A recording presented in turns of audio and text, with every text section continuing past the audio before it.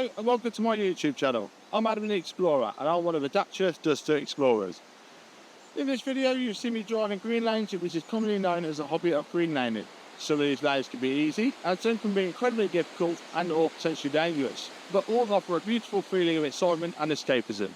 If you have any doubt about the green lane you're driving, get out and walk the lane first, making a mental note of places to turn around and if needed, thinking about strategies to overcome any difficult sections you come across. Because reversing after a failed attempt to get along the lane can be incredibly difficult and increases your risk of an accident or potential damage to your vehicle. I personally should know. We abide by the Green Lane Association Glass Code of Conduct for driving these lanes, and we respect all other users of these lanes, including horse riders, walkers and cyclists, as we all have a part to play keeping these lanes open for everyone. If you're thinking of green laning yourself, please consider joining the Green Lane Association to help in the fight to keep these lanes open and to help you understand more about this hobby. We also have the Trailwise 2 website, which will significantly aid in your planning. Please don't forget to like and subscribe to get updates on new videos and check out my large video collection.